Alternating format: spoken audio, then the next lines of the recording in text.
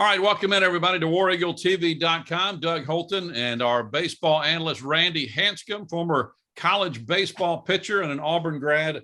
And Randy, great to have you with us as the Tigers get ready for the College World Series.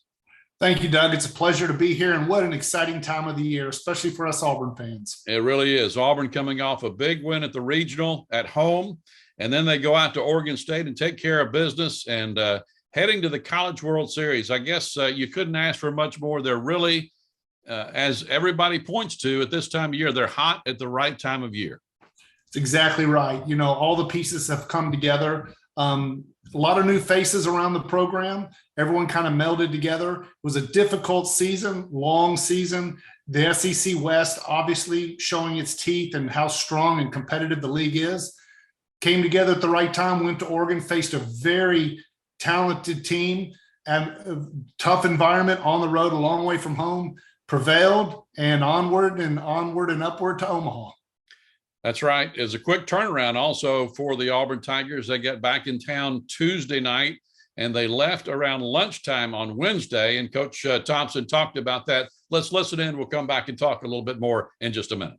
Yeah, we got to go figure out a new setup. You know, we had to go 2,000 miles away last week to figure out a setup of travel, of turf fields, turf mounds, weather, all those elements. Facing the best pitcher that we faced the entire season, an amazing program that had never lost a super regional that they hosted at home, and it was their 7th. But we just got to wash that off of us. We came home, we used last night to get back home and wash clothes and get back out here when we got in the weight room today like we needed to and got some swings in. And now we got to start figuring out what are these new challenges, this new setup. But the guys have done an amazing job with the no excuses. We haven't thrown a whole lot at them. We've thrown a couple of simple principles that they've absolutely tried to dominate. So they've done a great job with simplicity and just constant routine and simplicity. And I think that's been a key. So a big key in there, Randy, I think, is what Coach Thompson talked about in the last part of that cut. He talked about simplicity, and this team is playing pretty well right now. And they don't want to do a lot, I guess, just don't want to do a lot to screw that up, I guess, is the best way to put it. I think you're exactly right. By this time of the year, everybody knows their roles. They have their expectations. They're comfortable in those roles. And they just simply need to continue that execution for a few more weeks. There's a lot of good leadership on this team. And it's time to, go out and compete and see how we stack up. Yeah. Obviously, the coaching staff has done a great job this year. And you talked about the player leadership. 3 of those guys have been to Omaha before: Brody Moore, Kason Howell, and Carson Skipper. They kind of know their way around. How big of an advantage is that for Auburn this week? Well, I think it's key. There's some people on the team that the other players can go to. They've been down that path. It's recent. They kind of understand the logistics. They're going to be able to answer a lot of questions, get those off to the side and dealt with so they can focus on the game and executing and practicing and staying within the routines that they've all become accustomed to. So I think it's important. It's certainly an advantage. And it's going to just eliminate a few of the distractions that they might otherwise have. Mm-hmm. Game 1 for the Tigers, Randy, Saturday at 6 p.m. Central Time in Omaha against Ole Miss. 4 teams from the SEC in that bracket. Is that an advantage for Auburn playing a team that they're so familiar with in game 1 or not? What do you think? We talked about baseball is different every day, but what do you think? Well, I think it's a little bit of both. Yes, you have a familiarity with that team, but of course they have one with us.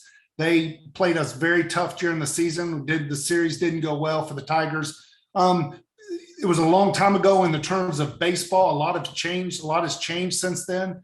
Every day's a new day, as you referenced. Baseball's, a long season, a lot of ebbs and flows, a lot of role pitching, and particularly understanding the rotation and everyone's part of the successful pattern that we need to have to really excel as a baseball team. We've had a lot of that during the season, and I'm looking forward to see how far we've evolved since that series. Mm-hmm. Obviously, your expertise is pitching, being a college baseball pitcher. Tell me a little bit about this staff. They seem to have 3 guys that are throwing pretty well as starters now, a pretty good rotation, and they've got Skipper coming in relief, and also Burkhalter as the closer. So that seems to be kind of coming together at the end of the year. Yeah, they're going back sort of to a traditional role where you lean on your starters as long as you can, and then you try to get to our closer as quickly as we can. And that point of time between those two events, between the starting pitcher and our closer, that's where we've got to be laser focused and do a good job. That's where we've seen an improvement of this team through the season, is the strong starting pitching, getting back to the closer and letting him close out the game. We saw that in the last game of the series out west, and hopefully we'll see a lot more of that in Omaha.